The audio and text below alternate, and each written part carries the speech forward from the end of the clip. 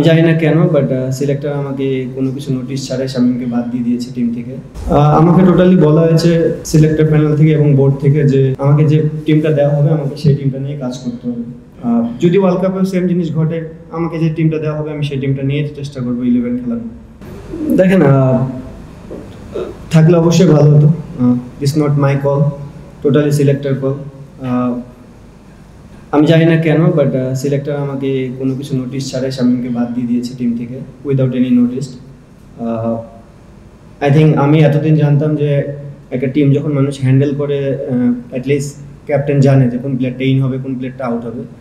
But I hope যে বাংলাদেশের প্রত্যেকটা প্লেয়ারই বেস্ট প্লেয়ার, যে জন্যই ন্যাশনাল টিমে আসে, যারা যে 15 জনই সিলেক্ট হবে না কেন তারাই ভালো করবে। বাট আমি শামীমরে বাদ হওয়ার পিছনে কোনো রিজন আমি দেখি না, আর আমি এটা নোটিশও পাইনি যে কেন সে বাদ করেছে। বাট ও টিমে থাকলে ভালো হতো। তারপরে কি কথা বলার চেষ্টা করেছিল সিলেক্টর, ঠিক সিলেক্টর বা সিলেক্টর? অ্যান্সার তো আমি দিয়ে দিলাম। যদিও আপনি মানে এই সিরিজটা আগে শুরু হচ্ছে, তবে আমরা গতকাল দেখেছি যে টি-20 ওয়ার্ল্ড কাপের একটা পিকচার হয়েছে, সেখানে বাংলাদেশ হচ্ছে England, West Indies, Italy, Nepal, এটা খুব স্ট্রং টিমের এগেইনস্টে খেলা। এবং মানে এই টোটাল গ্রুপটাকে আপনি অ্যাজ এ ক্যাপ্টেন কিভাবে দেখছেন, কতটা কঠিন হবে? আর বাংলাদেশের যে গ্রুপ পর্বের 4টা ম্যাচ, তার প্রথম 3টা হচ্ছে কলকাতায়, আর পরেরটা হচ্ছে শেষটা হচ্ছে মুম্বাইতে। 3টা ম্যাচ পরপর কলকাতায়, এটাকে আপনি কিভাবে দেখছেন? ওখানে উইকেট কন্ডিশন, ওখানে আপনি খেলেছেন। আমার কাছে মনে হয় টি-20 ফরম্যাটে খেলাগুলো খুবই ভালো হওয়ারই কথা। সবগুলো টিমই টি-20 ফরম্যাটের জন্য ভালো দল। কলকাতায় খেলা হলে একটা বেনিফিট, যেটা আমরা ব্যাক টু ব্যাক 3টা গেম খেলবো, এটা একটা প্লাস পয়েন্ট হতে পারে। এই তো, আর আমরা চেষ্টা করবো আমাদের বেস্ট ক্রিকেটটা খেলার। গ্রুপটা নিয়ে যদি একটু কথা বলেন। ভালো গ্রুপ হয়েছে।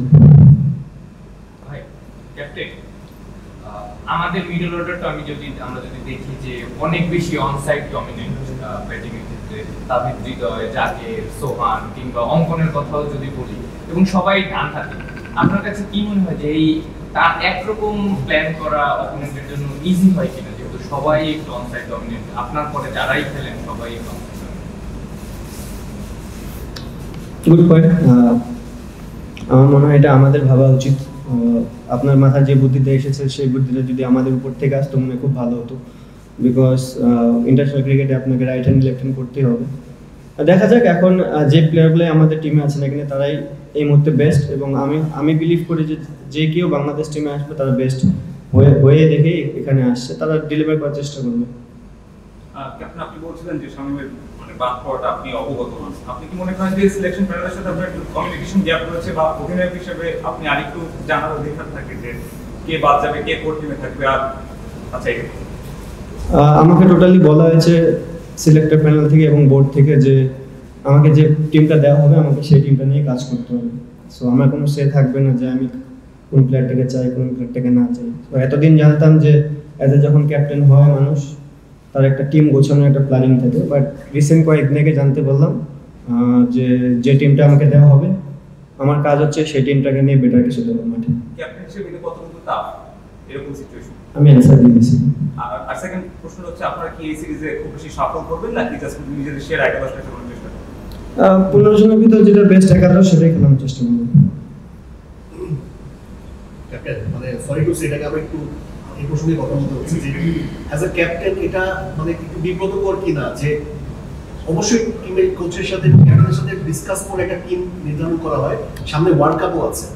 ওয়ার্ল্ড কাপের মতো স্টেজে যদি আপনার সাথে কোনো কনসাল্ট না করে একটা টিম দিয়ে দেয় আর আপনাকে বলে এই টিম দিয়ে আপনাকে পারফর্ম করতে হবে, এটা আসলে একটা ক্যাপ্টেন হিসেবে একটু মানে ইনসাল্টিং কিনা ব্যাপারটা? ইনসাল্টিংয়ের জায়গা বলবো না, আমার মনে হয় কোচ এবং ক্যাপ্টেনের জানা উচিত। সে জায়গা থেকে আমরা কিছুই জানি না।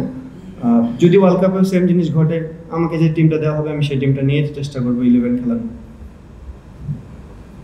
ক্যাপ্টেন, আমরা আপনাকে যে ধরনের মানে ক্যারেক্টার হিসেবে জানি যে আপনি এটা খুব বেশি দিন কন্টিনিউ করার কথা না, মানে আপনার যদি এইরকমই চলতে থাকে মানে তাহলে কি আপনি ক্যাপ্টেন বা আপনার যে ধরনের পার্সোনালিটি আপনি কি কন্টিনিউ করতে পারবেন না? তো বলে ওটা পরে দেখার বিষয়।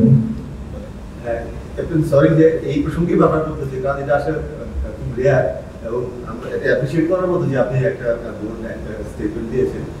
আপনার যখন ক্যাপ্টেন্সি আপনাকে দেওয়া হলো, 9 মাস পর্যন্ত দেওয়া হয়েছিল, মানে ওয়ার্ল্ড কাপ পর্যন্ত, যেটাও বাংলাদেশে খুব কম দেওয়া হয়েছে, তখন নিশ্চয়ই একটা আলোচনা হয়েছিল সেখান থেকে এখানে আসলে কতটা ডিফার করছে আসলে থেকে আপনি এখন বিশ্বকাপের সামনাসামনি এসে যখন আমরা ক্যাপ্টেনশিপ দেওয়া ছিল সেম টিম ধরার পরে বলেছিল আপনি ক্যাপ্টেন, আপনি ক্যাপ্টেনশিপ করবেন 1 বছরের জন্য, সেম এখনো সেম, পার্থক্য নেই। যদি পেছনে যায় শামীমের প্রসঙ্গে যেহেতু আসছে শ্রীলঙ্কায় শামীম আর আপনার ওই পার্টনারশিপটা থেকে বলা যায় যে এই টি-20 টিমটা একটা ভালো মুভমেন্টাম পাইছে, তারপর থেকে বেশ ভালো একটা রান দিয়েছে, কিছু বাজারে রেজাল্ট আসছে বাট ভালো মিলিয়ে সেখান থেকে তার একটা মিডল অর্ডার একটা এক্সটেন্ডেড প্রেজেন্স ওইটাকে না পাওয়া প্লাস এই সিরিজে আপনি সুযোগ করবেন, এটা আপনার কাছে কি মনে হয় ওয়ার্ল্ড কাপের আগে টিমটা নিয়ে একটু হলেও ডিস্টার্ব করবে?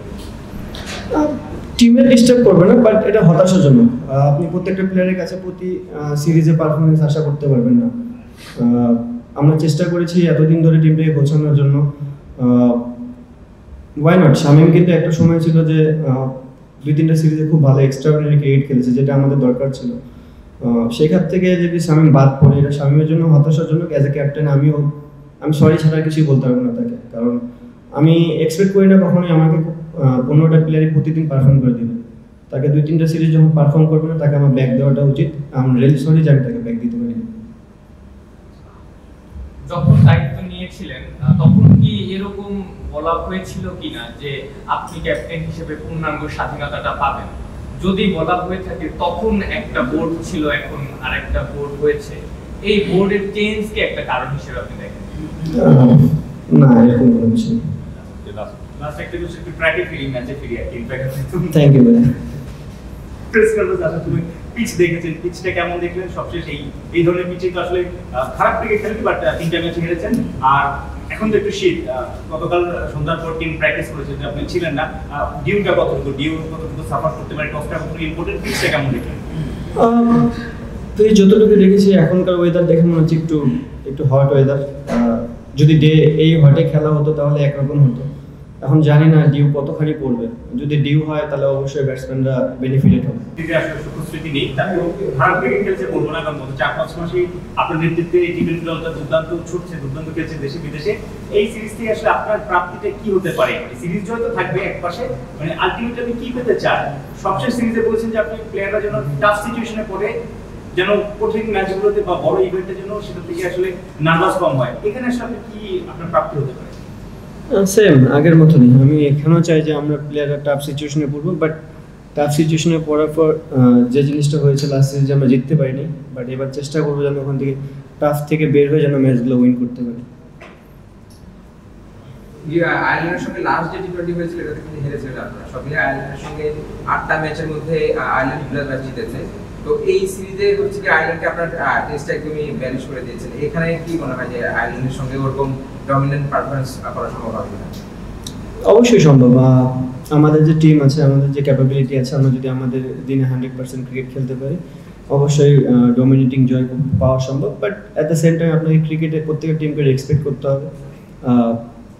যেদিন যে ভালো ক্রিকেট খেলবে তাদেরই পক্ষে গেম যাবে। আমরা চেষ্টা করবো আমাদের বেস্ট ক্রিকেটটা খেলার। টি-20 বিশ্বকাপের আগে আর কোন জায়গাটায় কি উন্নতি করতে চান? মানে কি ডিপার্টমেন্ট ফিল্ডিং, ব্যাটিং, বোলিং কোন জায়গাটা আসবে? আমার মনে হয় তিনও সাইডে আমাদের ইমপ্রুভমেন্টের জায়গা, ইমপ্রুভমেন্টের শেষ নেই। বিশেষ করে যদি আমরা ফিল্ডিংটা ভালো করতে পারি আমাদের মনে হয় এটা প্লাস পয়েন্ট হবে। আপনি স্পেশালি ইমপ্রুভমেন্টের কথা বলেন, আপনাদের মিডল অর্ডারটা লাস্ট কয়েকটা সিরিজে একটু ভালো হলো। এখানে একটা রিপ্লেসমেন্ট এসেছে শাইনের জায়গায়, হয়তো ওখানকে এই সিরিজ আপনি ট্রাই করবেন কোনো একটা কারণে। আপনার কি মানে এই জায়গাটা নিয়ে আপনার ভাবনাটা কি, যে মিডল অর্ডারের জিনিসটা কি সর্ট আউট হওয়া উচিত কিনা? মানে ওয়ার্ল্ড কাপ এটাই তো লাস্ট সিরিজ, মিডল অর্ডারটা যদি আমি খুব একটা ওয়ারিড না মিডল অর্ডার নিয়ে। অবশ্যই আমাদের প্লেয়াররা লাস্ট একটা সিরিজে আমরা আশাস্বরূপ পারফরমেন্স করতে পারিনি মিডল অর্ডারে, বাট তারা সবাই প্রুভেন স্টিল। আমার মনে হয় ক্রিকেটিংয়ে কিছু সিরিজ যায়, দু একটা প্লেয়ারের যে খারাপ যায় তারা আবার বাউন্স ব্যাক করবে, এবং আমি হোপফুলি যে তারা এই সিরিজে ঘুরে দাঁড়াবে সবাই। আরেকটা বিষয় হচ্ছে যে মিডল অর্ডারের দুজন ব্যাটসম্যানের তো ক্রাইসিস সময় যাচ্ছিল, মানে বিশেষত জাকের আলী ইয়াতে, কিন্তু আপনি এজ এ ক্যাপ্টেন কি তাদের উপর ট্রাস্ট করতে চাচ্ছেন? মানে একদম ওয়ার্ল্ড কাপ পর্যন্ত যতটুকু হোক, যে আপনার একটা কোর টিম ছিল যেটাকে নিয়ে আপনি গত 1 বছর ধরে খেলেছেন, সেটাই আপনি কন্টিনিউ করতে চাইছেন না? মানে আপনি এজ এ ক্যাপ্টেন আপনার পয়েন্ট অফ ভিউতে কি ছিল? পয়েন্ট অফ ভিউ সেম ভাইয়া। আমি আমার প্লেয়ারকে যথেষ্ট পরিমাণে সুযোগ দিব। আমার মনে হয় তারা ঘুরে দাঁড়াবে, এবং আই হোপ যে তারা তাদের যে এতদিন ইন্টারন্যাশনাল ক্রিকেটের যে অভিজ্ঞতা সেটা কাজে লাগাবে।